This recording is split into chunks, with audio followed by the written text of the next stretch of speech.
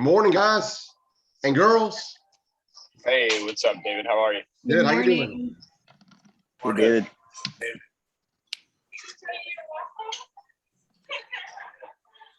How's the weekend? Anybody? Ryan, congrats on putting your listing under contract. Not yet. We got a second offer supposedly coming in. So, Ooh, I love it. I love it. holding on. I mean, to be honest with you, the absorption analysis is spot on, isn't it? Yeah. I mean, it's where the hell was this 15 days ago, but it works. So, Yeah. no, I think everybody wanted that house that was coming soon Mm-hmm. out there that for 270, and it went under contract so quick that everyone's like, well, I guess we'll, take the leftovers. Well, end result is under contract. So good for you. All right. So today, guys, Mason and Ryan, this will be a little bit remedial for you guys because you guys are pumping out contracts left and right. We're going to go over writing offers today. So if you guys want to stay on the call, absolutely. You guys can give your professional insights on some of the things that to look for in writing offers. And I don't even know how to do that. You what? I don't even know how to do that. You just wing it. Just fill in the blanks, right? It's easy.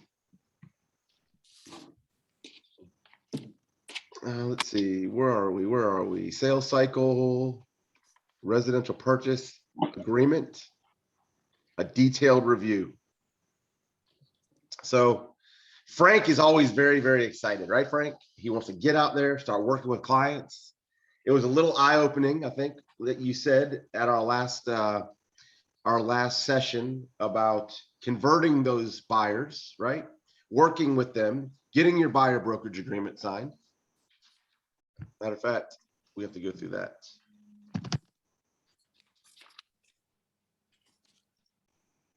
There's a couple pieces that are super important as you are writing your contracts. Buyer brokerage engagement agreement. So the most important thing that you're going to fill out when you are working with buyers is the exclusive buyer brokerage engagement agreement. What does this form do? It creates an agency relationship between the buyer and the agent. Perfect. It allows you to, that's an absolutely perfect answer. It allows you to work with your clients in a real estate capacity. Okay. So technically the way that the real estate law is written is you technically should not be working or giving professional real estate advice to somebody unless they are your client, in a nutshell. Okay. So this agreement, how do you get rid of this thing? So how do you fill this agreement out? What do you do? So again, before you have any of your clients sign anything, you read any agreement from the first word to the last before you send anything to a client. I'll tell you why. Because your client is going to read through this and they're going to ask you a question and they're going to say, Leah, what does it mean in section 3 where you clicked that you do not participate in sub-agency, tenant agency, and landlord agency? And you're going to be like, what section? And they're going to be like, when did you get your real estate license? How many homes have you sold? It opens up a can of worms when they ask you this stuff. Okay. Know this stuff upside down, backwards and forwards. Okay. They're going to say, hey, listen, I'm noticing, Frank, in section 4A, it says 6%. What does that mean? I got to pay you 6% to work with me as a buyer? What section? What are you talking about? Four, let's see, commission. Oh, it's supposed to say 3. Oh, okay. So I have to pay you 3%? What's your answer to that? It's because there's gonna be a 3 right here. Big Frank, isn't Frank on the call? Oh, you're asking me. I think Yeah. you're just. I mean, I thought you're just trying to make an Welcome to the example show, out my of man. Good morning. I'm still here. I'm still here. I don't know. I was talking with Mason yesterday, and he's helping me write an offer on this house, Yeah. and I have not done this yet, and I need to do this, and I need the dot loop, but we're gonna have to make an amendment then, if that's the case. Again, if the percentage is wrong on here, you'll have to make an amendment, right? You can make an amendment to this. I've never seen anybody write an amendment to the exclusive What buyer brokerage agreement. what percentage is wrong, Frank? Well, he was saying that the 6%. If it says 6% and it's not 3, then obviously there might be something wrong there. If it Well, I wasn't want you to disclosed, answer. right? I want to go back. I want you to answer my question first. This is going to say 3 right here. And your client says to you, Frank, it says I have to pay you 3% commission on this buyer brokerage agreement. I thought you said I didn't have to pay you anything. What are you going to tell Oh, your that's client? not. I don't work for free. Sellers pay closing costs. Fired. My man just got fired. Or okay. This is the answer to that. Everybody on the call. You're exactly 100% correct, Mr. Homebuyer. You don't pay me a dime to work for you. What this is saying, because I read the contract upside down and backwards, and you probably could have just read it right now and then it gave me the correct answer, is that I'm entitled to 3% paid for by the listing side of the agreement. That's what this agreement states, is that when we get to the closing table. Now, I go on further to say this, Mr. Homebuyer, in section 4B, I have checked here that you shall not pay the broker difference between 3%, because there's some agents out there that reduce the commission. They aren't good with objection handling when they're in the listing agreement, and they agree to reduce their commission. And then instead of them taking the hit for it, they actually throw the hit onto the buyer's agent and they reduce their commission on that side. I've seen it as low as 2% to the buyer's agent. So if I had this checked as buyer right here, then that means the buyer is responsible for any difference between 3% and whatever the listing agent is offering to the buyer's agent. Does that make sense? Yeah, it does. Now I feel like an idiot. You're not an idiot, my man. We're all learning. Okay.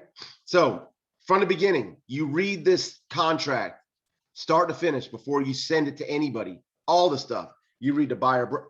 How many of you have read the purchase and sale agreement cover to cover? Whew. Y'all got some homework to do.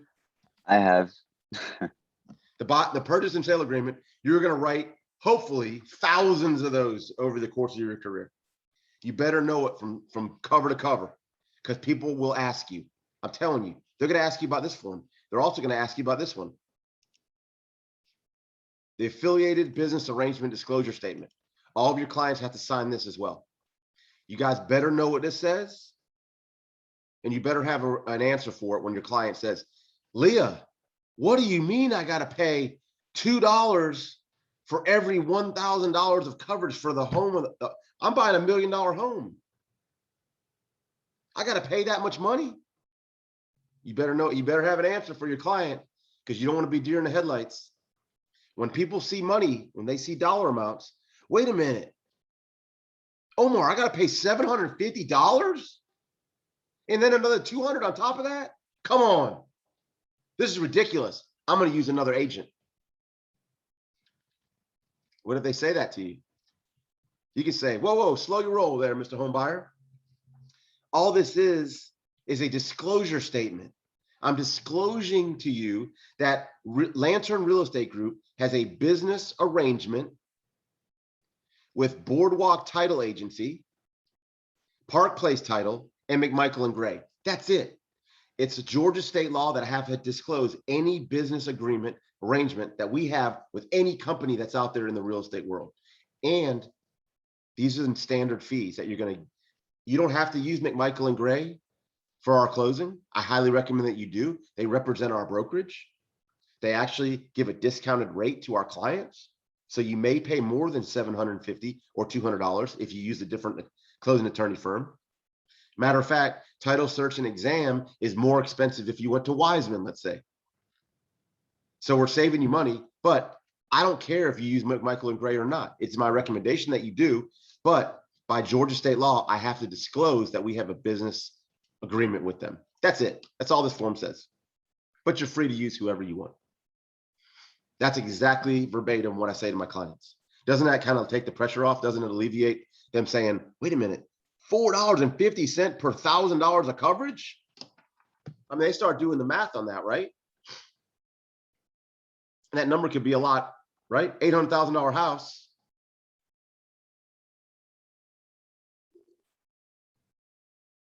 Right? 800 times $4.50. That's $3,600 on an $800,000 house. They're like, wait a minute, I got to pay all these fees? Yeah, you do.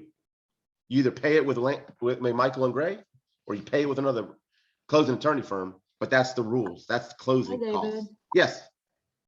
Hello, good morning. Hello, good morning. Also, I usually tell them you don't have to pay out of pocket. This is part of your closing costs, right? Absolutely, it's part of the closing costs. I really just hammer home to the fact to the client that, listen, whoever you use, you're going to have these fees included. This form, all this is stating is that you're aware that we have an arrangement, a business arrangement with the closing attorney firm. That's it. That's all this form says. And they're gonna be like, oh, okay, thank you. Whew, thanks for clearing that up. No problem. That's what I'm here for. Okay. Now, exclusive buyer brokerage agreement. The term of this agreement shall begin on the date of blank. If you are talking to that client today, if you're doing a buyer consultation today, the date would be 9/13, right? 9/13. And shall continue through the date of, what would be a good date?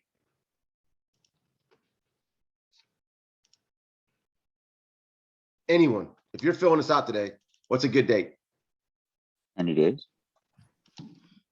Any date. How about tomorrow? Put tomorrow's date on it. Is that good? 6 months or 3 months? Perfect. I like a 3 months for working with buyers. You can always extend this agreement. Some people may be alarmed to that, right? Betsy, you've worked with a ton of buyers, right? Some buyers may say, ooh, I'm not really comfortable working with you for 90 days. Or 6 months. It's gonna take you 6 months to find me a house. Whew, maybe I better use a different agent. This is how I handle it. What are you comfortable with, Mr. Homebuyer? You know, there's some people you're going to work with that you're going to go out today and tomorrow you find a house and they put it under contract. My best buddy, we went out 2 days. The first day we went out, we wrote an offer on the house, and then I recommended to him a billion times not to buy the house. And it finally took a structural engineer to go in there to say, don't buy this house. And he's like, all right, maybe we should walk away. Yeah, you think so? I've been saying it for 3 weeks. And then after we terminated that contract, we were at the house when we terminated the contract.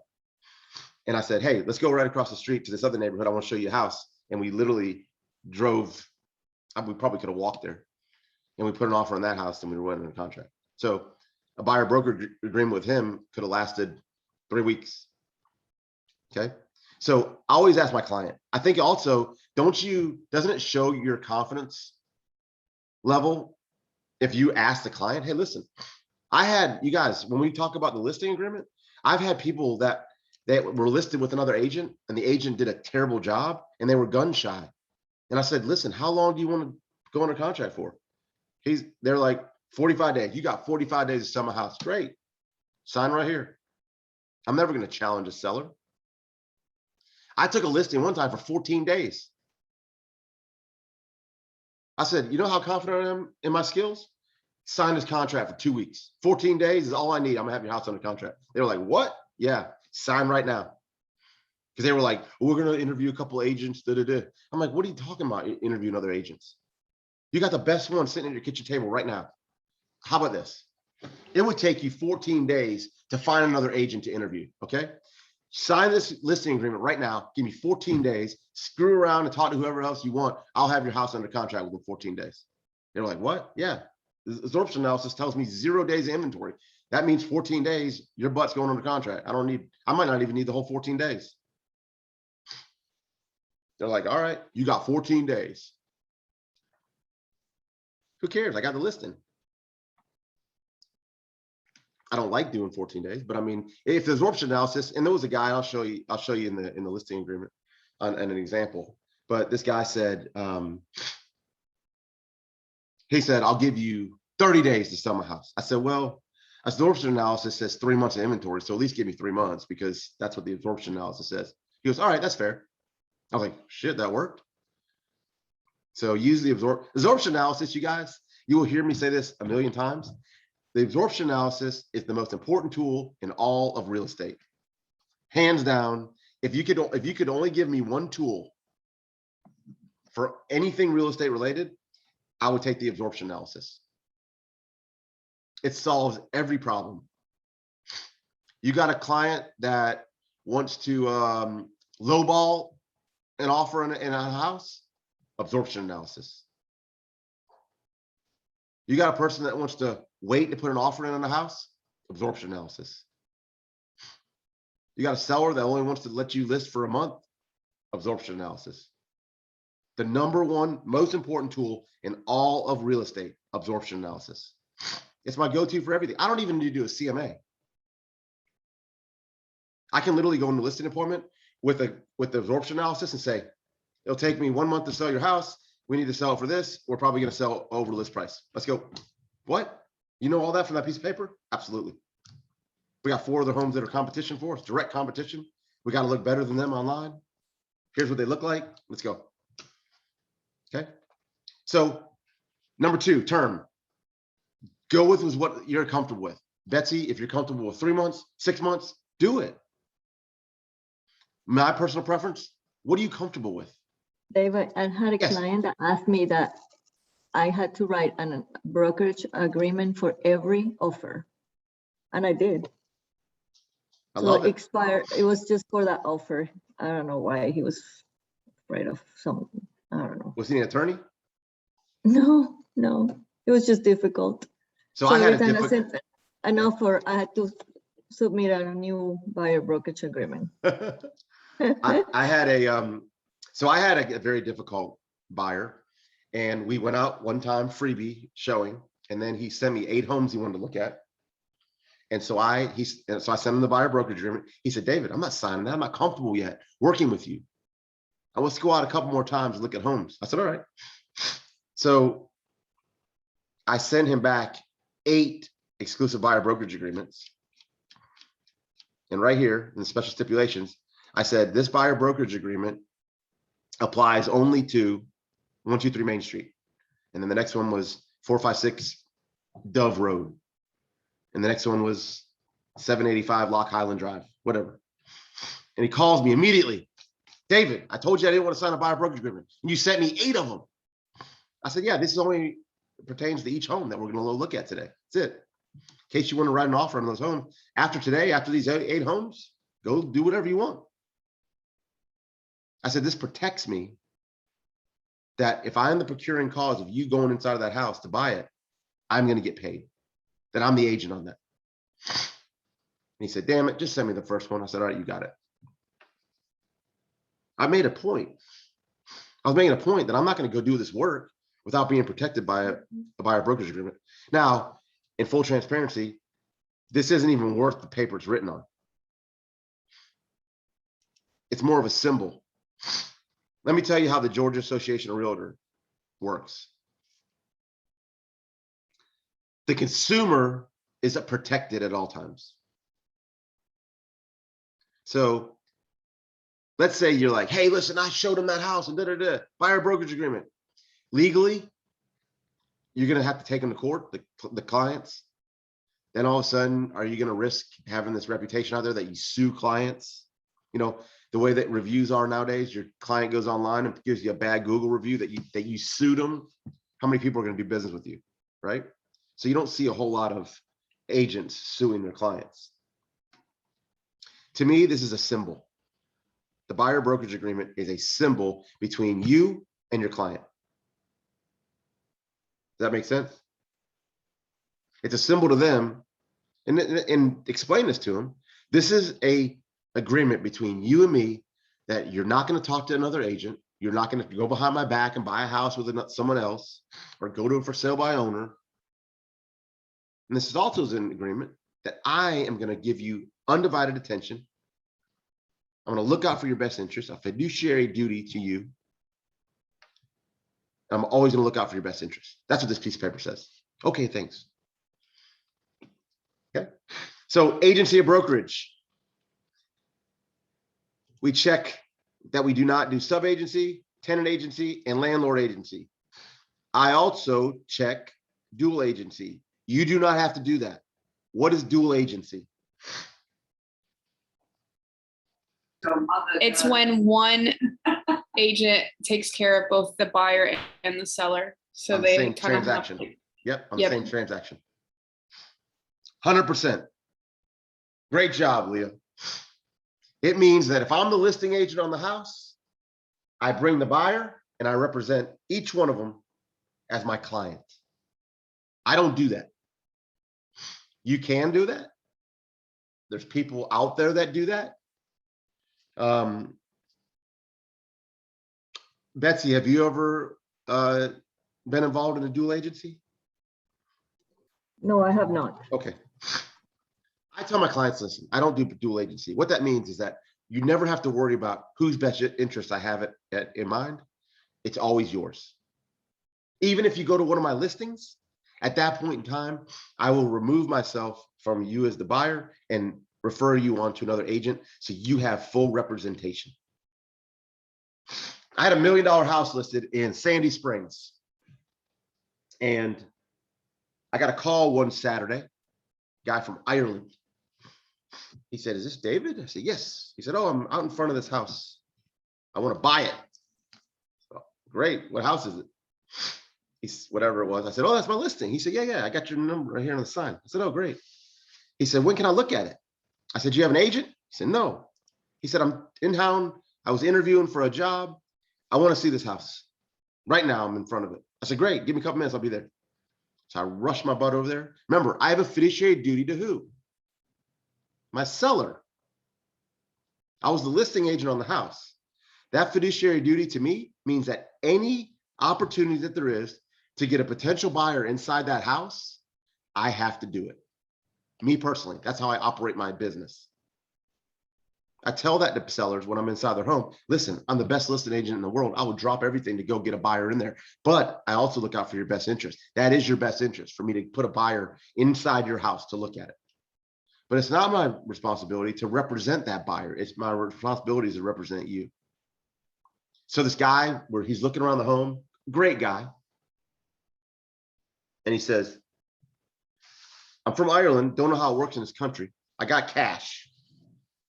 He said, I can't, no, actually the home's listed for 1.1 million. He said, I can't pay 1.1 million for this house. He said, I can, but I cannot fathom being at a dinner party and telling somebody I paid $1 million for something. I said, great, we'll write up the offer for 9999999. He said, all right, perfect. I like the way you think. I said, great. He said, are you gonna be my agent? I said, no, sir. I said, at a home, and really any price point, but to me, I was looking at it as $1 million purchase, especially someone coming from a foreign country, now gonna have citizenship within the United States, buying $1 million house. It's foreign, it's literally, it's foreign ground for the guy, right? Foreign territory. I said, you need representation. I represent the seller. He said, yeah, but you can do it all, right? And then you'll make all the money. I said, I'm not about the money. I said, imagine your first experience in this country and you got some agent and you have no representation and I'm representing the seller. It's a terrible experience for you first time in this country. He said, man, I can't believe you're giving up $30,000. I said, it's how I'm wired, it's how I operate. I said, I'm gonna recommend somebody to you that I know that works in this area, buddy of mine. And he said, oh man, that's great. When can you connect me with him? I said, right now. So I called David up. He happened to be working at Remax at the time. And I said, David, I need you to write this contract up and represent this guy on one of my listings. He said, all right, great. I said, I want a 50% referral fee. He said, oh, you got it, my man. So I didn't give up the money. I made $45,000 on that transaction. But I did to me, I did the right thing. That guy David, said, man, yes, do you disclose that to the buyer? that I Do was you disclose getting that a you were- referral fee? Uh-huh. Absolutely not. No? No, what? It's not his business. Oh, okay, good to know. Yeah. I mean, I guess if he asked me that, but I mean, unsolicited information, he's on a need to know basis and he didn't need to know. Right? If you say so, that works. Yeah. I mean, if you want to disclose that, you're more than welcome to.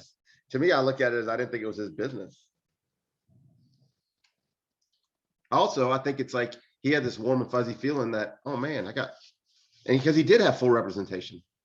David negotiated with me after the amendment to address concerns and the rest of the thing. Like, imagine the flip side of this. I represent the guy as a customer, right? Because you can represent one as a customer, one as a client, if everybody's in agreement to that, right? But you think I'm going to tell this guy, oh yeah, get the home inspected and then beat me up afterward in my cellar for a bunch of repairs? No. I'm not going to do that. That's why I don't do dual agency, okay? So if you do dual agency, they added this little button here, this little check mark. The buyer does or does not consent to broker acting in a dual agent capacity.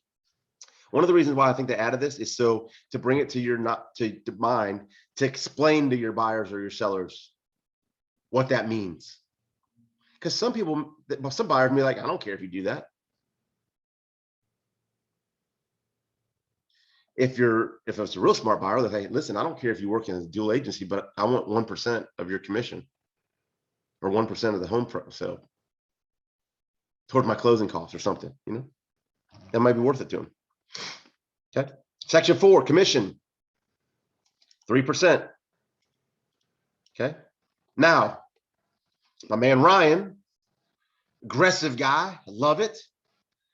I looked over a contract he had, and on section 4B, he has this checked.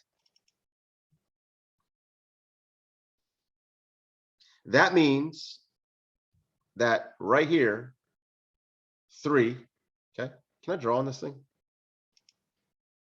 Yeah. Okay, so 3 here, and then this checked, okay? What does that mean? The buyer pays 3%. What actually, yes, and no, okay? What it means is this, that if the listing agent is only offering 2% to the buyer's agent, then your buyer would be responsible for 1%. So whatever the gap is between what the listing agent is giving and whatever number this is, your buyer would be responsible for. Make sense? You can do whatever you want. I check this one. I put that they're not responsible. And I explain that to my buyers. Hey, listen, if they are offering less, I'm going to take it. Okay. You turn this thing off. All right. Separate commission on lease. Okay. The reason why this is added here is because leases typically pay you nothing. Very, very little on a lease. Okay. So you may want to charge extra for working with people that are leasing. I mean, imagine you drove all over town showing all these rental properties and then your commission's $200. I'm not gonna do that. So I don't work with people that are renting. It's just something that I think there's better use of my time. I'll send them to Divvy so they can get qualified, and then I'll go help them buy a house, and then they can rent it back from Divvy, but I'm not gonna work on anybody for $200, just my personal preference. So this section for me, I put an NA because it's not gonna be leased, okay? Protection period. Protection period. What do we put there?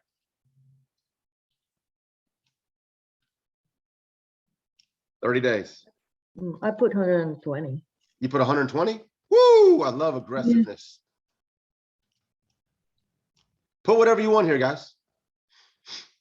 I do 30. 120, it's pretty good. I think it sends a point, right? It sends a point to your client that Honestly, they don't even care. they don't about care. I mean, if they're signing this with you, they're gonna be your client. They're gonna be working with you. You know what I mean? All right, so the next couple pages explains to you what each thing is. Exclusive buyer brokerage agreement. This tells you what this is. Okay. Okay, look at that.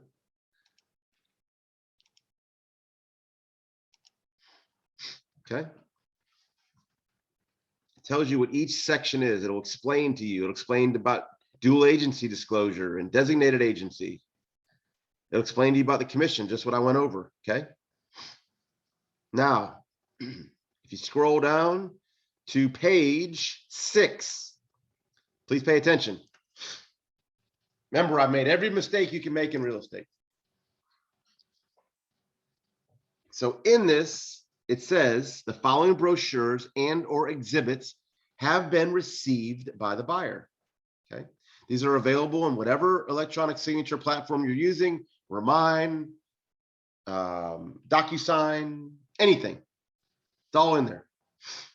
But if you check each one of these, okay, if you check lead-based paint, mold pamphlet, EPA, protect yourself when buying real estate. If all these are checked, your butt better have given them to your client.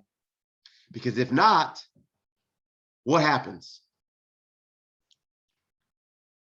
You avoided this entire contract because it's stating that your buyer received these items. If you have not given them to your buyer, do not check these, okay?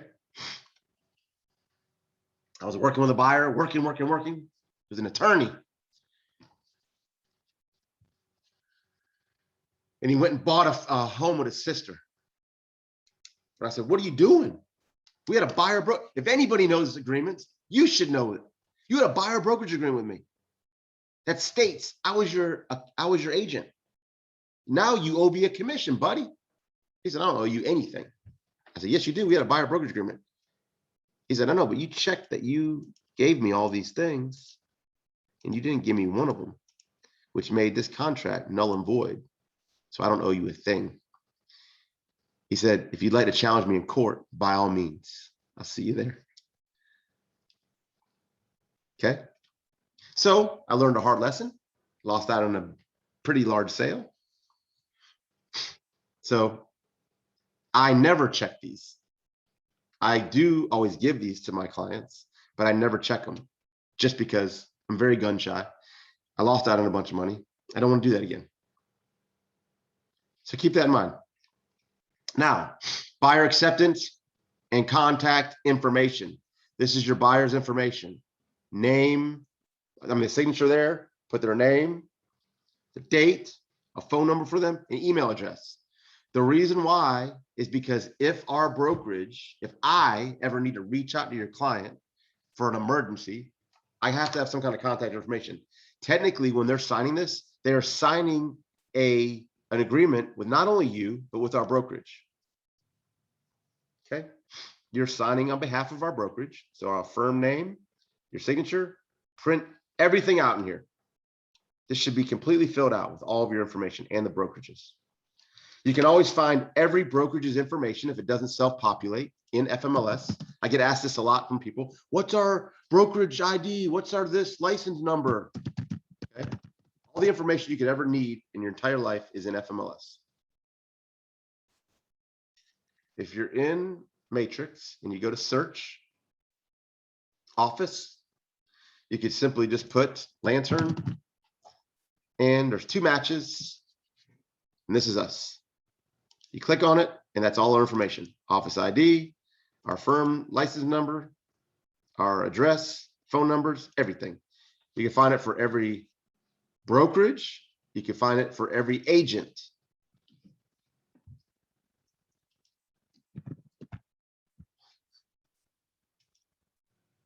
Here's all my information. Okay. Agent and brokerage, always find it. Got it? Where are we at? Where are we? Okay. All right. So all this is filled out. Now, another big issue or big item to remember is this. You have got to bind this contract, this document. Okay. So what are you saying? You're stating that a receipt of copy of this agreement is hereby acknowledged by buyer. So that means you've given your buyer a copy of this, and you put the time that you gave it to him and the date. And this is an officially bound document. What I do is in my buyer consultation, I take 2 of these. One, of course, I leave with them. And the first one I get signed by all parties, and I take it with me. I scan it, put it in my files. Any questions about the buyer brokerage agreement?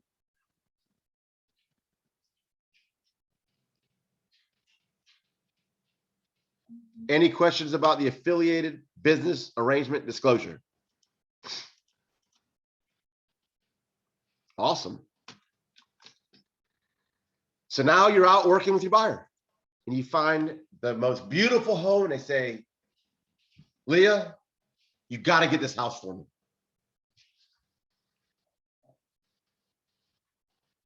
What do? We go to, there's a couple items that you need for writing an offer. Give me those items. Frank, you're writing up an offer. What documents do you need to fill out to send over your offer? Proof of funds, The what? the proof of funds, Okay, that's one. Love it. What else? the buyer brokerage agreement. Nope. No? Oh, You already got that signed. It's in your file. You're not giving that to the agent on the other side of the table. well, 3 things when you send over an offer. Only 3. Pre-approval letter or proof of funds. A purchase and sale agreement. And a loan exhibit. It's all you need. Now, there's other stuff that you can add. That's really all you need to send over an offer. A lot of agents, they get bogged down with, oh, I got to have the seller's property disclosure before I send over the offer. Why? I got to have the community association or we can't send the offer over. What? Why? You don't need both those items to close on a house in the state of Georgia. Are they good to have? I think so. If there's an HOA in the neighborhood, I think your client should know how much it costs. But is it necessary to close on a house? No. Get your offer over. If you want to, you can say all parties agree that the seller's property disclosure will be delivered to the buyers within 24 hours of binding contract. Boom, you got it covered. Make sure it's included in the contract. Okay. So first item, purchase and sale agreement. A lot of this stuff will self-populate for you in your mind. But let's say it doesn't. You put the full property address, okay? The city, the county, the zip code, the MLS number. Now we have 2 MLSs in the state of Georgia, FMLS and GAMLS, right?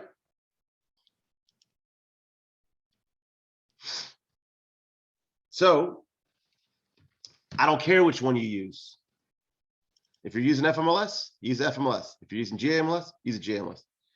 It really means nothing. Doesn't matter at all. Okay. Next item is the tax ID, parcel ID number. Where do you get that information from if it doesn't self-populate? Right in the listing. Tax ID.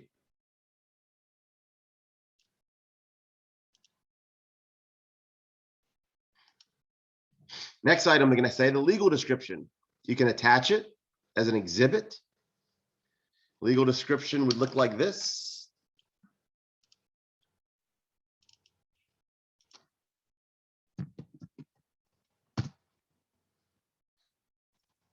This is a legal description.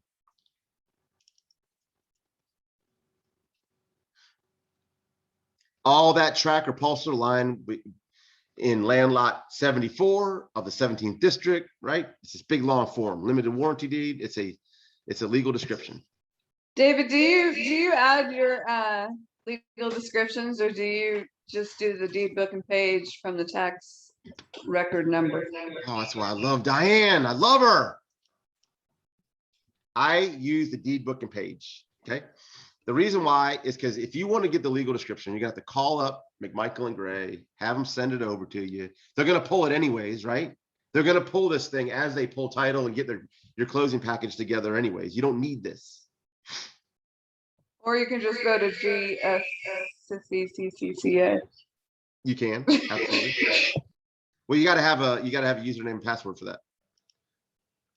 So I simply, like Diane said, I select number 3, deed book and page. Where can you find that? Right here. Deed book and page. Let's say it's not here. You can simply click on this. It takes you into the realist tax information.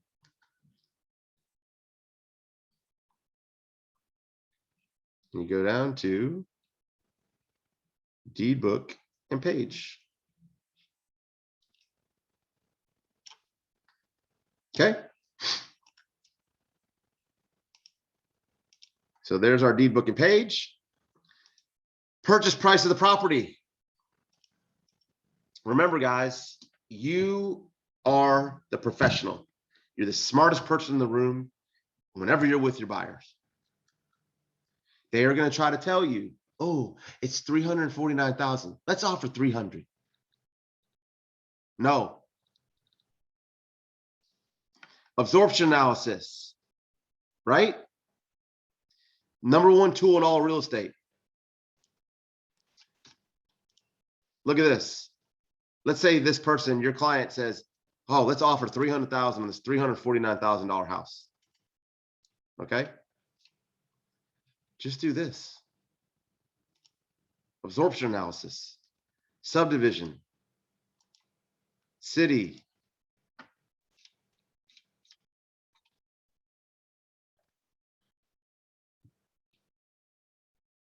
Come on. Rome. We're going to go 12 months back. Okay. From 350 or 300 to 349, homes are selling for 98% of list price to sale price. So I simply go to my client and I say, listen, the most that I'm willing to do is 349 times 0.98. 342 is the lowest that we're going to offer on that house.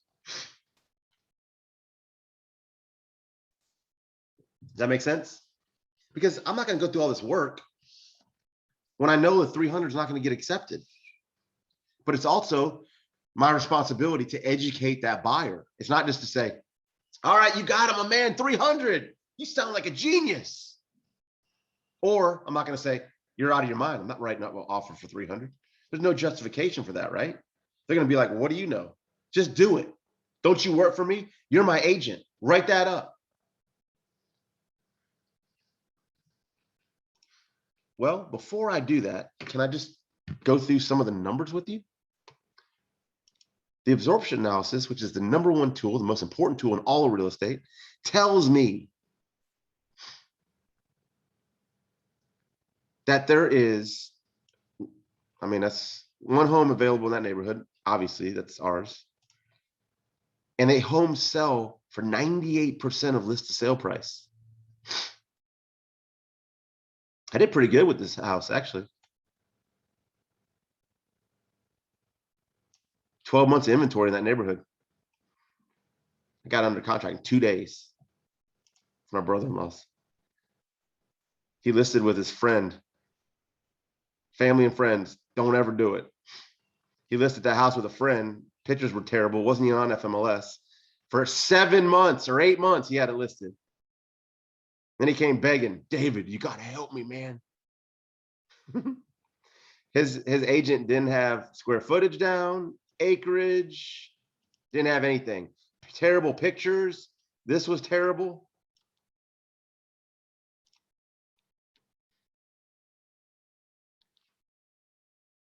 But educate your buyer. Don't just say no. So you write up purchase property. Closing costs. This is how much the seller, this is what you're asking the seller to give your buyer towards their closing costs. In a very competitive market like we just came out of, it's 0 most of the time. The reason why I know this is becoming a softer market is because when I look at this home in Lock Highland, if you're not familiar with that neighborhood, it's a very nice neighborhood in Roswell. I don't know. And I got my buddy.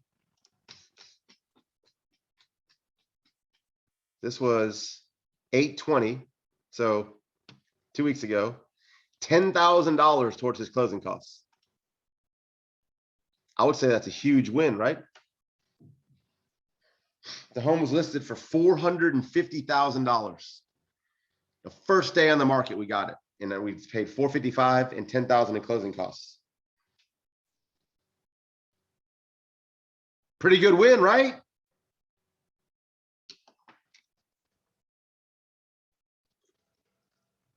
That's how you know the market's softening. Okay. So choose something. How did I come up with $10,000? Well, the home at $450,000, approximate cost of closing is 3% of purchase price. So his closing costs are going to be about $13,500. Always, one of my biggest pet peeves, and I will actually ask an agent to rewrite the contract. Under closing costs, sometimes you'll see an agent put 3% here. Well, there's a dollar sign right here. So why are you putting a percentage? So if an agent does that to me, I'm like, I'm sorry, I can't accept this contract. If you'll rewrite it and put a dollar amount under the seller closing costs, I'll present it to my seller. Because even if you, let's say this didn't have a dollar sign there and it was you allowed the percentage to go through, what if this purchase price changes? Now we could be getting less, or we could be getting more towards closing costs. But why would I want to get less from my client? Or on the listing side, if I'm telling, if it's 3% and we go up in price, then all of a sudden now my seller has to pay more in closing costs. So keep that. If it says that, if it's a dollar sign, put a dollar amount. Very simple. Okay. Closing costs are about 3%. If it's an all cash transaction, your closing costs are going to be about 1%. Okay. So if this was an all cash deal, looking at $4,500. Okay. The closing date shall be what? Again, what do you do before you put anything in this blank?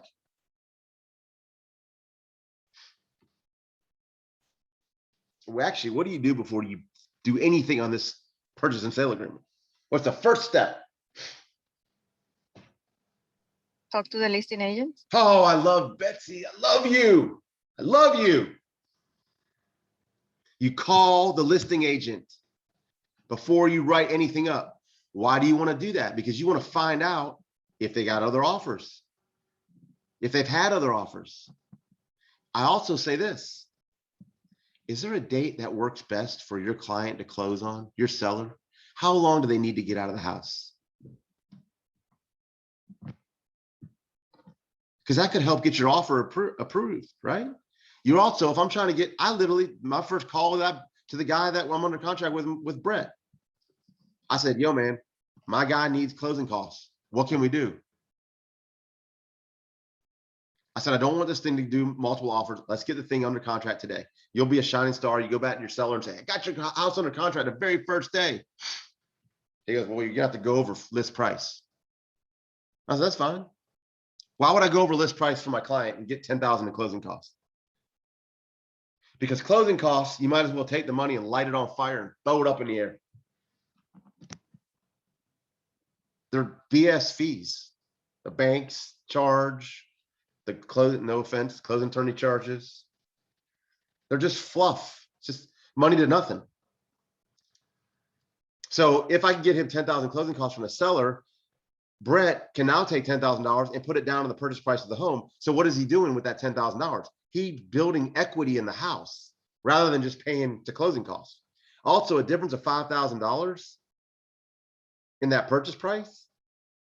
It's way more of an advantage to get $10,000 in closing costs than it would be to get $5,000 and pay $450 for the house. Because another $5,000 is going to cost him what, $1 extra per month? Maybe $5 more per month. It's not worth it. He instantly has $10,000 equity in the house because he can plunk another $10,000 down. It's math. Okay. So closing date. If you are working with a VA loan or FHA, always talk to your lender. Always talk to the lender to make sure of the dates, but you need minimum 30 days. FHA and VA. Sometimes 45 you'll hear. Conventional, talk to your lender. Jamie, our new lender, can close a conventional loan in 10 days.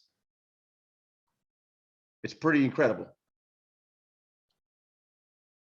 But you got to call them, make sure. Talk to your lender. Hey, listen, man, I'm thinking about doing a 10-day closing on this thing. Cool. Do it. Or in Brett's case, he said, you can't do it, David. Why? Well, because he's still waiting on a couple of documents. All right, what's the shortest I can do? 20 days. All right, I put 20 days down. Close in 20 days. Matter of fact, I think we're closing in 2 days.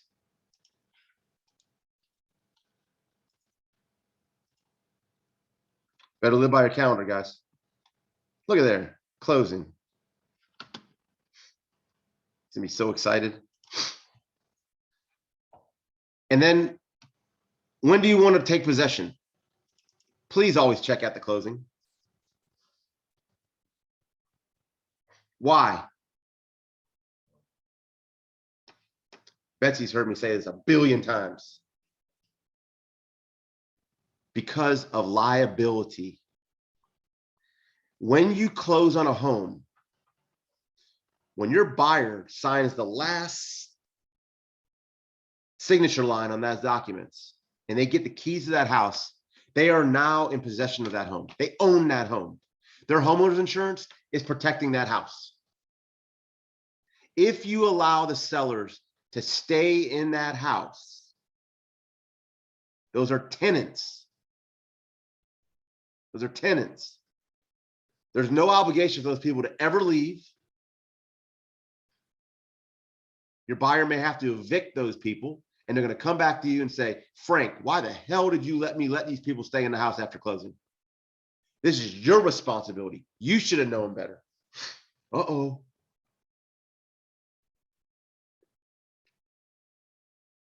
What if the sellers stay in the house for 3 weeks, their kid falls off the deck and breaks their arm? Guess who they sue? Your buyer. It's their house.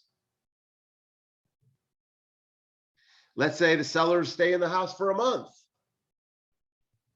And on the move out, their couch slips out of their hands and goes down the stairs and bashes through a wall. And they put it on the truck and they drive off. And your buyer's like, "Oh, this is the first day we can move in our house." And they open up the door and there's a hole right through the wall.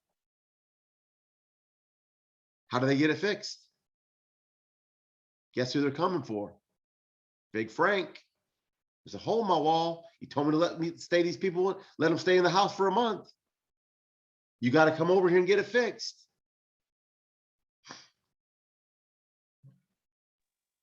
David, Yes. the idea is always take possession at closing, right? But sometimes it doesn't work that way. I'm writing an offer actually right now Mhm. that the house is rented. It's a weird situation. The agent put this subdivision doesn't accept renters, but the house is rented. So that was weird, and I'm trying to ask her about that. Wait, what says that this doesn't take renters? The The association? HOA, yes, it has rent restrictions. However, the house is rented. Mhm. I don't know how they got away with it.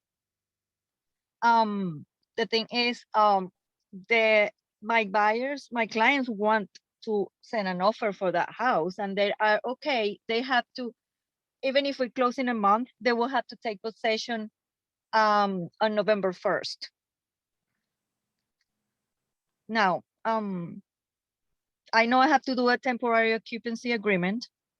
Well, what- technically, if you do that, right, Uh-huh, uh-huh. aren't you putting your buyer at risk?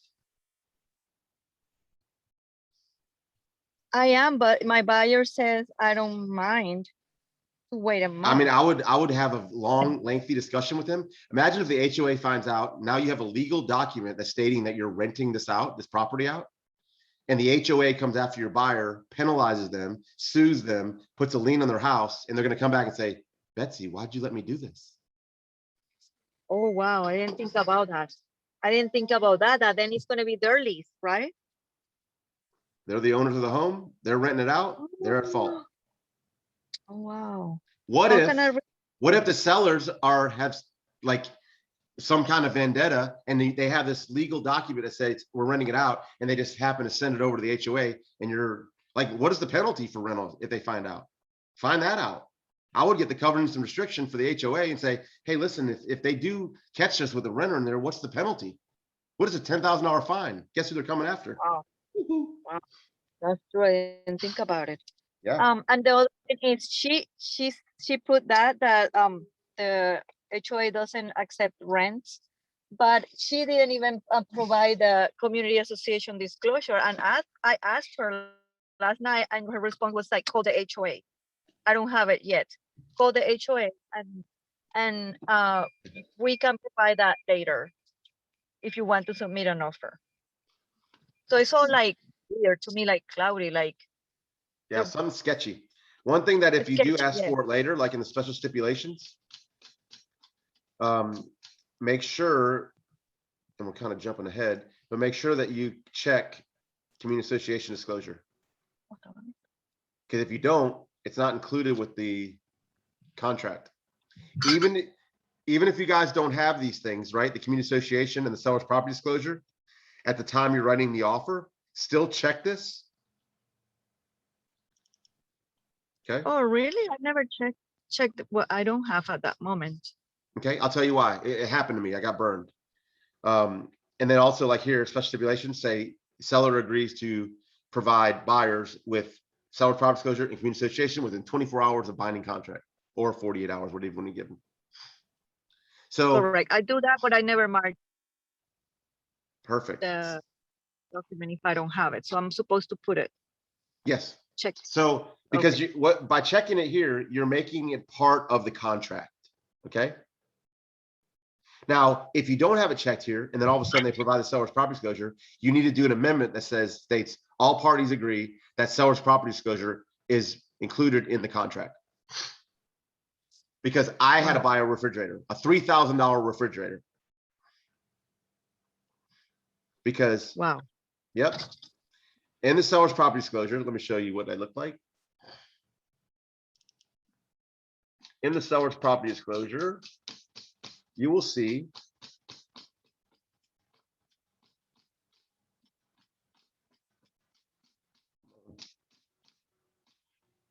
smokes.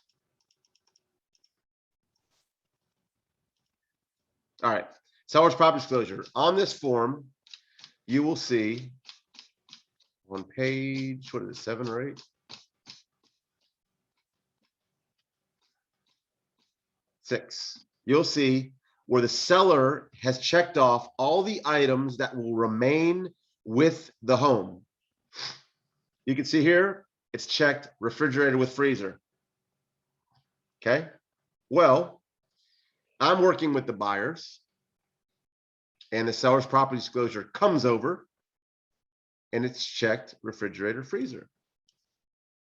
And I'm like, oh yeah, they're leaving it for you guys. Perfect. Well, on the purchase and sale agreement, this was not checked. It was not checked, which meant that the seller's property disclosure was not part of the contract. So we went to closing. We actually, before that, went to the final walkthrough and walked in the home, and there was no refrigerator in the kitchen. And the buyer said, David, they took the refrigerator. So they can't do that. I was all pissed. They can't do that. Called him up, listing agent. We're doing the final walkthrough. What the hell's the matter with your buyers? The sellers, they took the refrigerator. They said, yeah, I told them they could. Well, it's on the seller's property, so it's checked that they were keeping it. He said, yeah, but it's not part of the contract. I'm like, what are you talking about? We signed it. We all signed the seller's property disclosure. They said, I know, but on the purchase sale agreement, we didn't make it part of the contract. This wasn't checked. So I told them they could take it.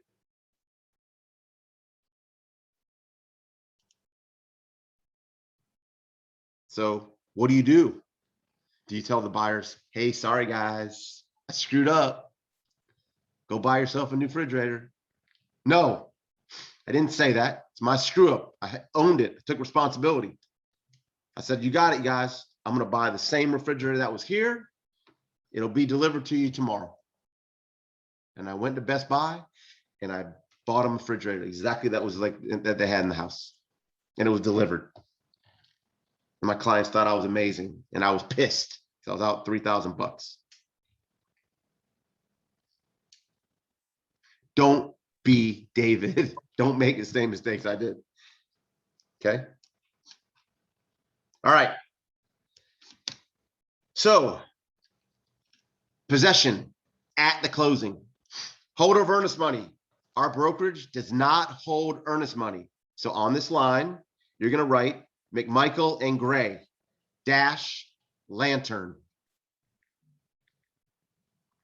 The closing attorney, McMichael and Gray dash Lantern. Okay. 7, earnest money. How much earnest money are you putting up? Now in this situation,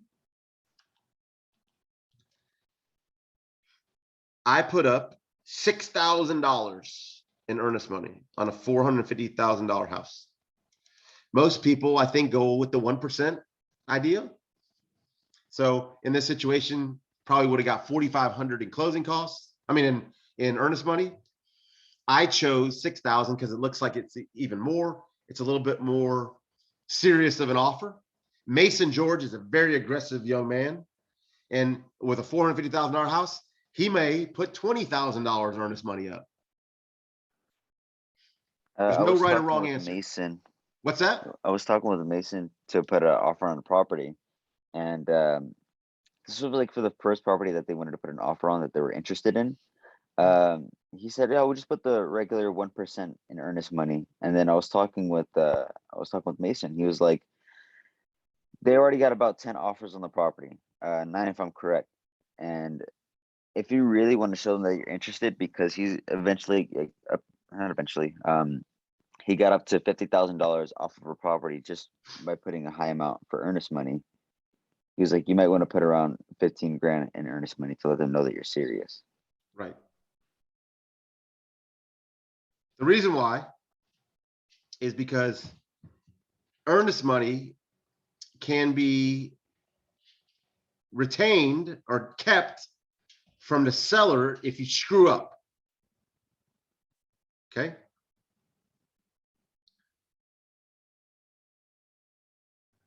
So the next thing that we're going to be talking about is due diligence period. You can see here, I put 0 days, right?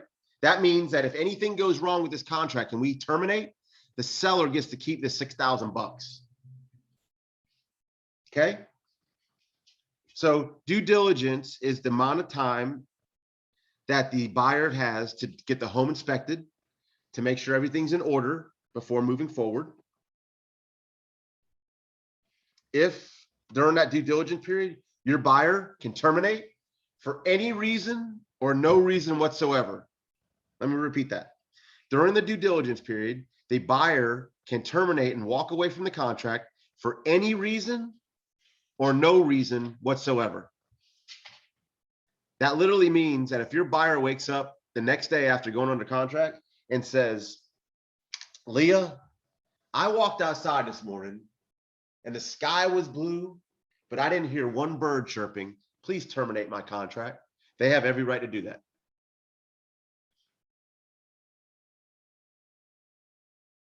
Okay.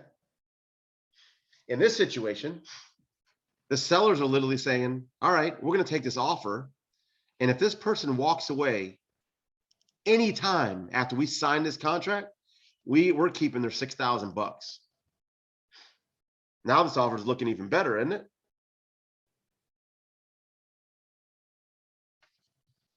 It also shows we're very, very serious. David, the due diligence first day will start the next day of the contract? That's absolutely correct. Okay. Great question, Mona. So when does due diligence start? Well, this contract was bound on 8/22. So let's say I don't typically go past 7 days due diligence. Okay. So let's say I did 7 days due diligence and we went binding on the 22nd. So that means you start counting like this. Day 1, 2, 3, 4, 5, 6, 7. And the due diligence would be on the 29th if I got 7-day due diligence. Make sense? Midnight, correct? At midnight, yep. I remember one of my favorite people in the world of real estate called me on Saturday night about 11:30 and she was freaking out because due diligence was about to end at midnight.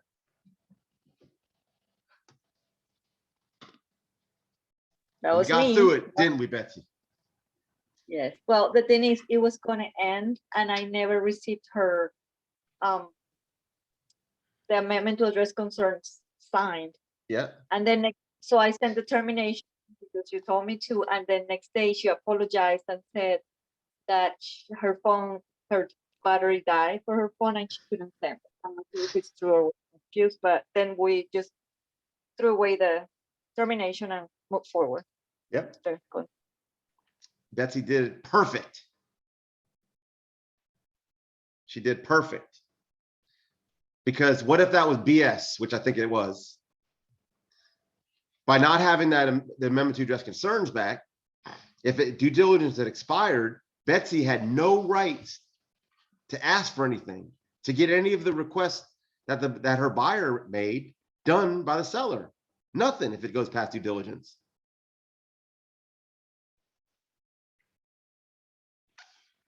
You want to see?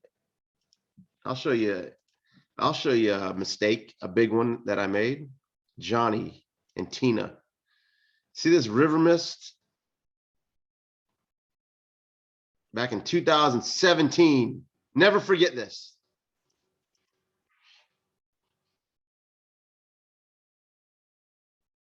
Ten-day due diligence period.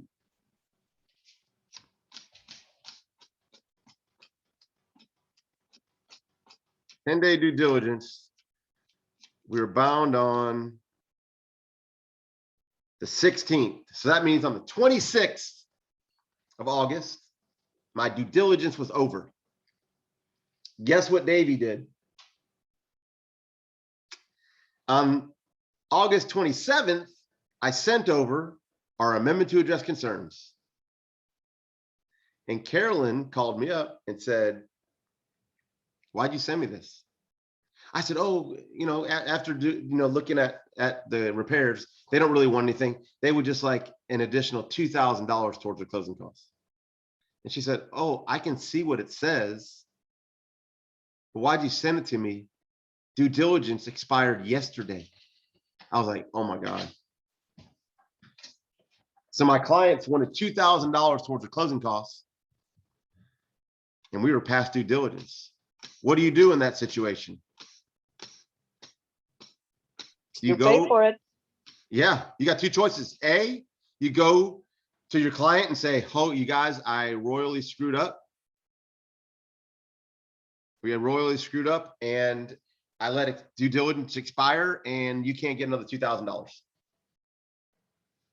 I didn't do that.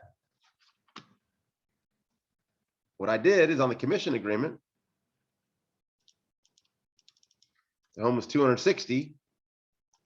My commission was $7,800. 2,000 of it went towards my buyer's closing costs, and my commission was $5,800. Don't be like Davey. Okay. Pay attention to your David? dates. David, you there? Yes. Sorry, I didn't mean to interrupt. Regarding earnest money, if somebody, if the listing's 275 and they're submitting $1,000 in earnest money, would you take that they don't have, and they're doing an FHA loan? Would you take, because I can't afford to have the loan fall through, right? So assuming $1,000 in earnest money, and then they're coming in with an FHA loan with exactly 3% down, that's a safe assumption that they don't have money, right? Like Correct. that. How much is the They house? should have done 2,700. How much is the house? 275.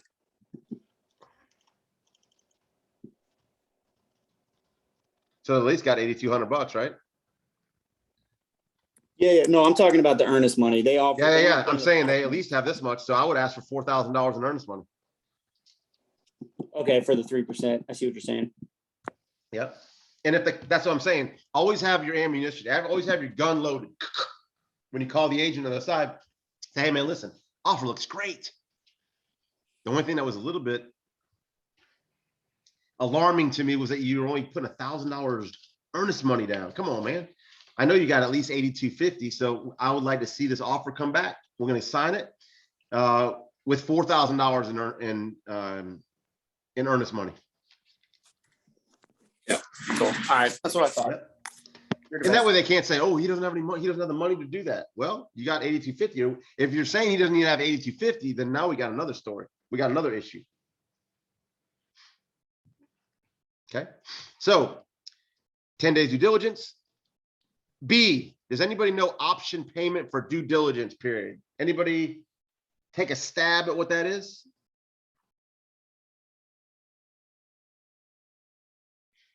It is a legal bribe.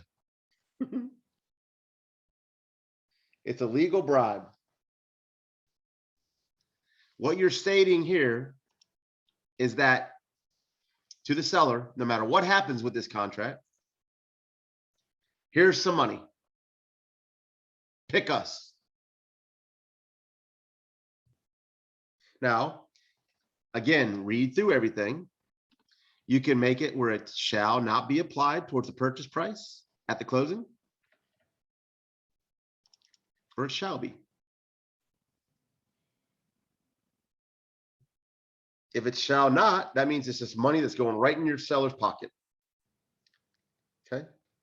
If you choose not to use this, which I highly recommend that you don't, you put NA right here. Anytime that there is a blank, you do NA. We don't leave blanks on contracts. Okay, we do not leave blanks on contracts. And then NA. Okay. Lead-based paint. If the home was built prior to 1978, you have to do a lead-based paint exhibit. If it's not, just check this, was not. Now, buyer brokerage relationship. You're representing the buyer as a client. This goes Lantern Real Estate Group. Okay. Oh, I can do text too.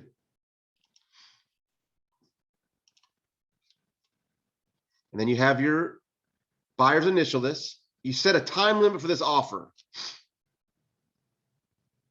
What's that mean?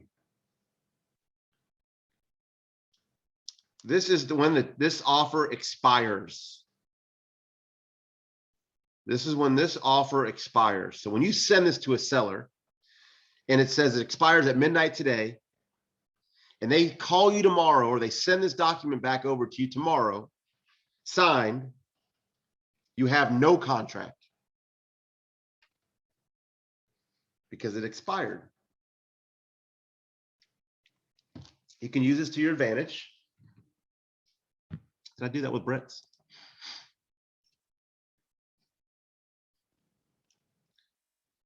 I didn't do that here, but 8:20, and I gave them to 11 p.m. the next day. Okay, but you can do things like this.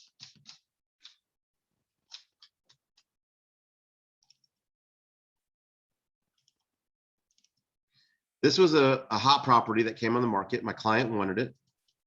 And you'll see that I wrote the offer on 10/1 and I made it expire on 10/1 at 11 p.m. That means this listing agent had a couple hours to get this contract signed.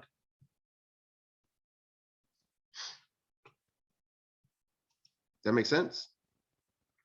I use this to get my offer signed.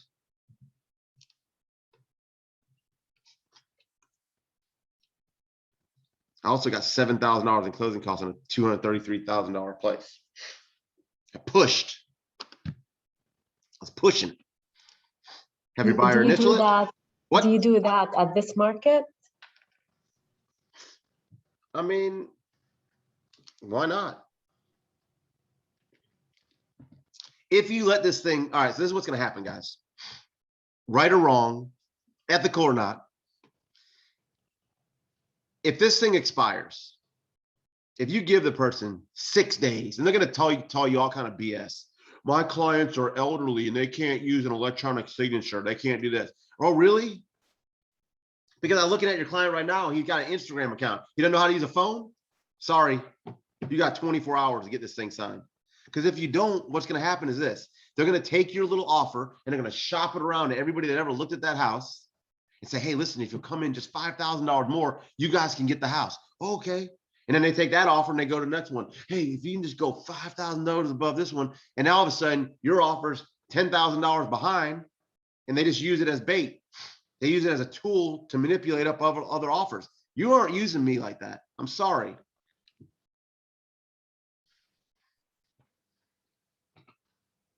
So mine expires. And let me tell you something. The market is getting softer. And it's going to go back to a normal, regular market. In a normal, regular market, when this, if I'm writing an offer and it says 355,000 up here, and this expires and they call me the next day, or they call me 2 days later, and I know that they've been shopping my offer around, and they say, hey, listen, is your offer still on the table? I know this thing expired. You know what I say? Nope. I mean, if you want us to send over an offer, we can, but it's going to be 345 now. And I'll tell an agent straight up, well, obviously you have no other offers and no other interest because you shopped my offer around for the last 2 days. It didn't work. Now you're calling me back. So now our offer is 345. How long do you need to get this one signed? And then they have to go back to their seller and be like, hey, listen, you know, my plan backfired. I was using it to try to get another offer and I can't. Now they're at 345. It's happened to me, man. I've seen it. And then all of a sudden you'll get to the closing table and you'll look at the commission on the Alta statement, and you'll see that the listing agent gave up some of their commission back to the seller because they screwed up, goofing around, trying to build up other offers. Don't be like that, okay? But use this. But also, like Betsy said, the first thing you're ever going to do is call the listing agent. You're going to get a sense of who that person is. You call me up I'm very, very honest with agents and they love it. Agents call me up all the time. Hey, you got any offers in the house? Nope. Getting desperate. Send me something. What? Man, I love that. Really? I don't love having no offers. No, like, no. I love it because now, typically you call up agents and like, yeah, we've had so much interest in the house. I expect 3 offers to come over this afternoon. That is a lie. That's a bald-faced lie. So literally, if an agent says that to me, I'm like, oh, so what you're saying is you have 0 offers right now. Yep, 0 offers. Okay, I'll send mine over.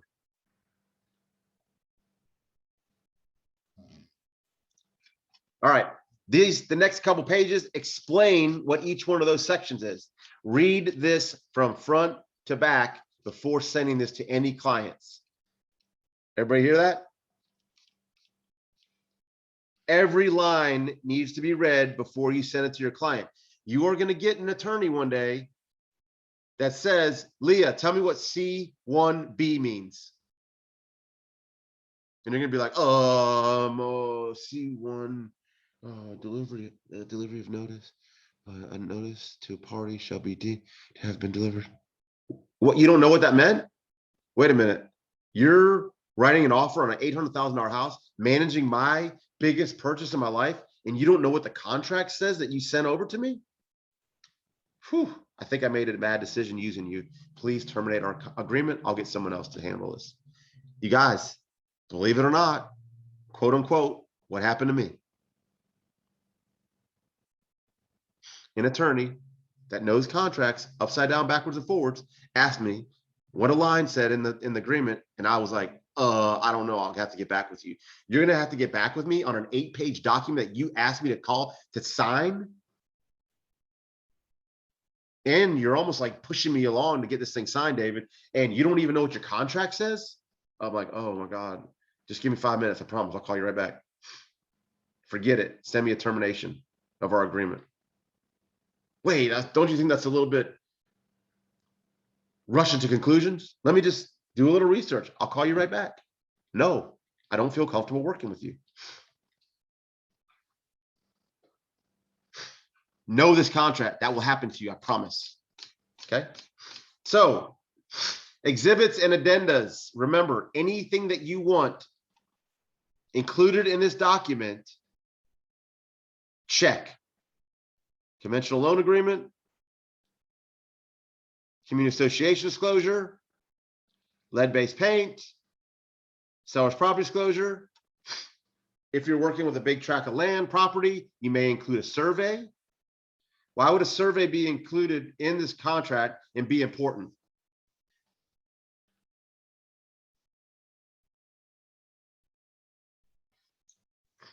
Not everybody at once. I'll tell you right now, because see this contract or see this listing where it says 0.71 acres. If you include the survey in your purchase and sale agreement, where are we at? The survey, and they get a survey done, and the survey says the lot is only 0.5 acres, but they wrote the contract and it was listed at 0.71 acres, the client could terminate this contract with no penalties. Because survey was part of the contract. Okay. Anything else? You may want to, let's say that you agreed with the seller to buy all the patio furniture for $1. You may want to do a bill of sale.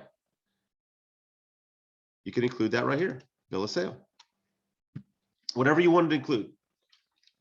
Special stipulations. These are my special stipulations.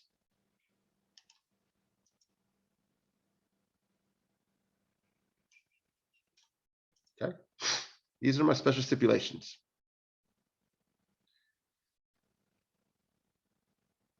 Number 1, seller to provide a home warranty at no cost to the buyer and ordered by the selling agent, me, not to exceed $630.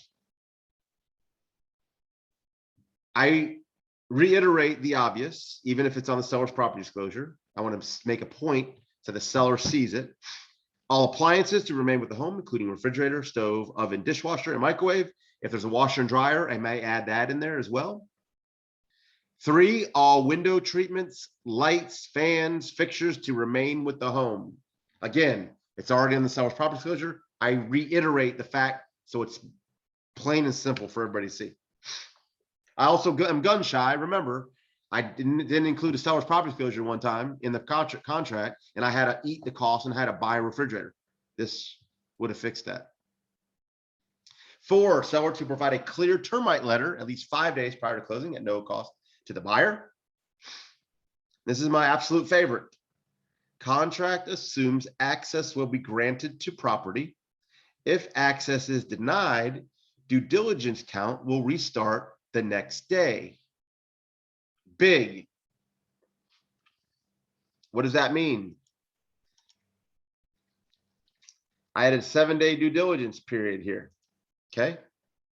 So at any point in time during the 7 days, if I said to the buyer, the listing agent, hey, we want to come by and do an inspection. We want to come do a walkthrough and measure for a couch, whatever.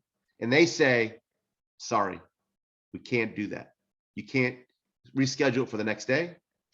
I say, okay, that's fine. Access was denied and my due diligence count starts the next day. I get another 7 days. It happened to me. I went under contract on a Friday. I wanted to do the inspection on Saturday. And the seller said no. And I said, okay, I could probably get them there Sunday.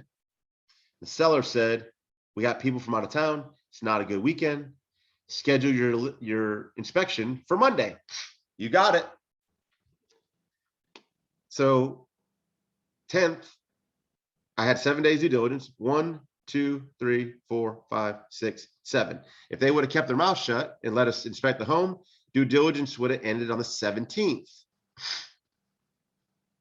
Instead, due diligence ended on 1, 2, 3, 4, 5, 6, 7, the 20th. So we got the home inspected on the 13th. We talked about it the 14th and 15th. And I sent the amendment to address concerns over on the 16th. The seller did not send this back to me. Or actually, I had to ask for it. They sent it back to me on the 19th. And the agent said, well, I don't really see any point in sending this back to you because due diligence ended on the 17th. And I said, whoa, back it up just a hair. Our due diligence ends on the 20th. Due diligence ends on the 20th.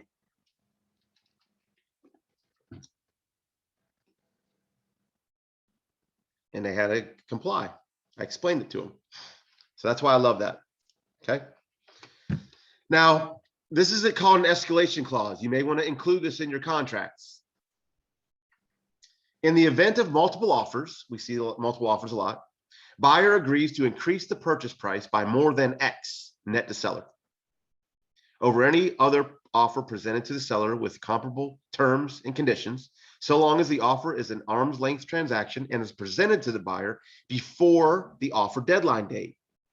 In no event shall the buyer pay more than X. Listing agent agrees to send a copy of the competing offer to the buyer's agent. Upon receipt of the comparable offer, buyer agrees to execute an addendum to this offer reflecting the increased final purchase price and the amount of closing costs. Comparable terms and conditions shall mean similar financing contingency requirements, similar requests for the seller concessions, and similar time frames of closing. So what does this escalation clause really do? I would argue with some people that it protects your buyer for overpaying for a home. So let's say in the case of Mr. Zlanton. Mr. Zlanton here, if this home was offered at $233,000 and there was multiple offers, you don't know where the highest offer is, right? So I could have him pay $250 That could probably win it, right? But we don't know. We're shooting blind. So I go to him and I say, what's the highest price you're willing to pay for this house? And he may say $255,000, David. Great. So in this would say $255,000. And I would put here 1,000 net to seller. When I wrote this offer up, it would state just like this, 233. And in the special stipulations, it would say this. And that means that my offer continues to go up by increments of 1,000 all the way up to 255 over any other offer that's accepted. Okay. So if someone offers in the highest other offer was 240,000, that means my client would pay 241 for the house. And this is where I'm saying it protects the buyer, because rather than just writing 255 and him being on the hook for 255, now I protected him and he's only paying 241.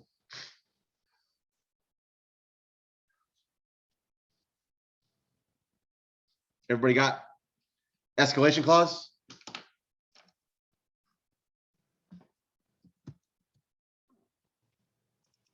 Yes, David. Leah, Frank, Omar, who else needs it? Axel. Mona, you want it? Who else? Anybody else? Ryan, you got it? You use it in almost everything you got.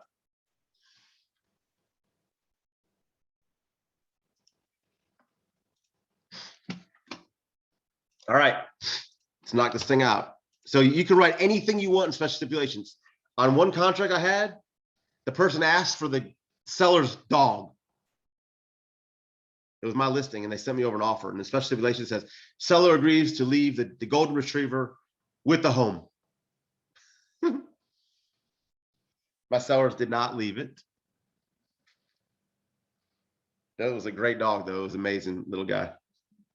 But I think for a couple of different reasons, the buyer's very smart. We had multiple offers on the home, but that showed the sellers, they were like, oh, we got to go with these people. Like, they love our dog.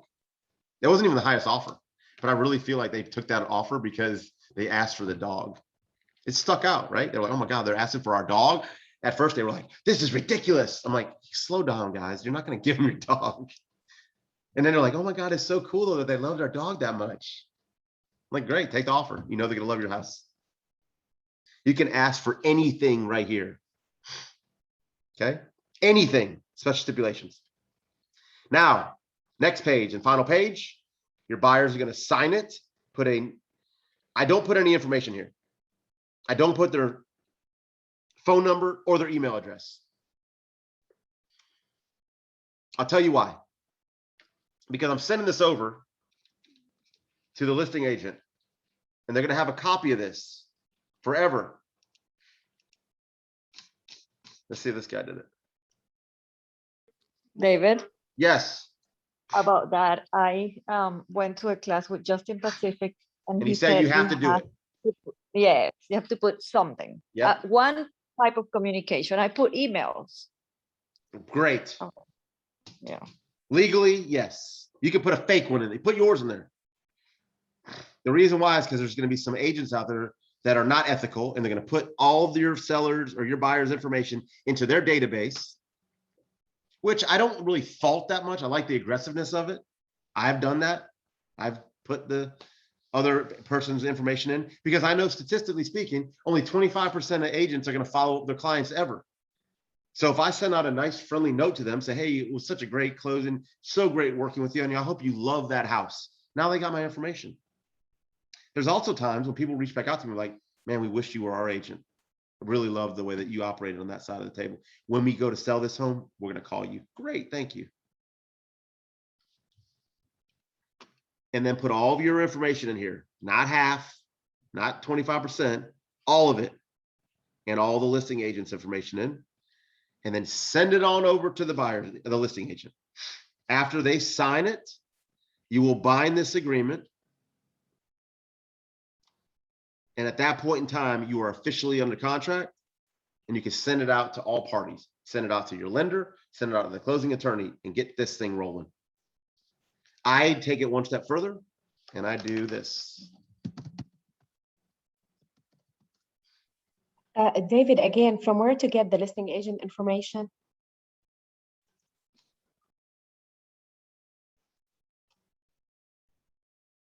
It's on the listing. Okay, okay. Yep, it's on the listing.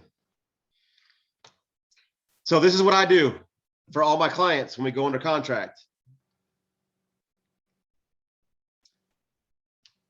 Good morning, all. I hope everybody I had 4 sellers on my property recently. Hope everyone had a wonderful, safe weekend. We're officially under contract and I have our bound contract attached for your files. Here's a checklist of our due dates as we move towards the closing table. Verifications of funds already received. Deposit earnest money, September 9th. And a due diligence, September 17th, and closing October 8th. I give them highlights of those dates. And then I tell them the only thing you need to do is make sure the tenant is completely moved out of the property by the end of this month. The worst case scenario, the sooner the better, because we are agreeing, blah, blah, blah. Congratulations. Feel free to reach out to me anytime with any questions. And I attach the purchase and sale agreement. And then I'm done. And I'm rolling towards the closing table. Any questions about the purchase and sale agreement?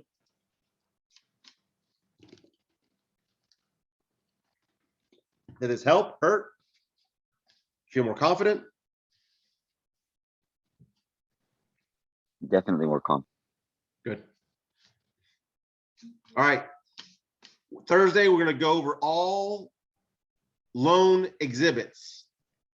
Cash, FHA, USDA, FHA, VA, all cash, conventional, all of them.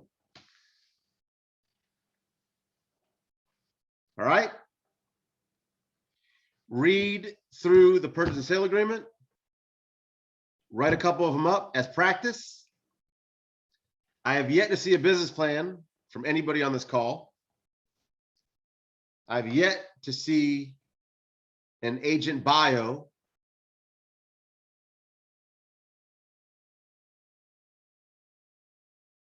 So I want them by Thursday.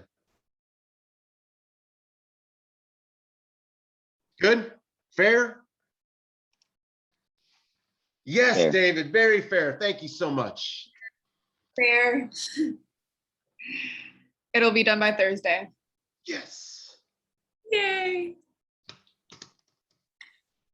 How about this? The first person that gets it to me, I'll have something for you. Both things, business plan and your agent bio.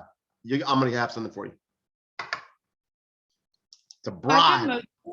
I've just been struggling a little bit with the SOI stuff just because I don't have any prior experience and my mom has been a little bit sick. So I haven't been able to go to her for much help as much this week. Well, you don't need your mom for this. She cannot write it for you. I know that. And let me tell you something. If you need any kind of inspiration at all, look up Ryan right now and look at his agent bio. He had 0 experience in real estate and his agent bio is amazing. Okay, I'll definitely look at that. Perfect. Yeah, I wonder who helped with that. I don't know. That was all you, my man.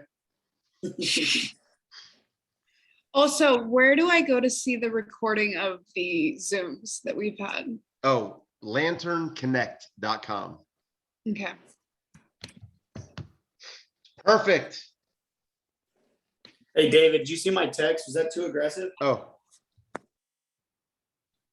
I basically just told this guy I'd list his house for him. Let's see, Ryan. What'd you say? Too aggressive. That offer we put in yesterday, he raised the price to $390 on the listing. After you put an offer in? Yeah. And remember, it's Duffy, so it's for sale by owner, technically. I mean, I think that's great. And I CC Duffy's point of contact in on it. Yeah, I mean, well, they're not educated enough over there to know, but to even know what absorption analysis is. But yeah, I think it's funny that they raised the price up. I mean, 107 days in the market and they're raising the price. Like, give me a break. Right. That just shows you what happens when you have no. And I mean, that's a perfect thing for you. Like when you're listing appointments, be like, hey, listen, if you're talking about going with a discount, this is the experience that I've had with them. Cool. All right, guys, I got to jump on another call. Have a great day. I cannot wait to see these bios. I live for them. All right. Have a good day, David. Thank you. You're welcome. Bye, guys. Bye. Thanks, David. Later, guys. Hey, David. Bye. Bye-bye.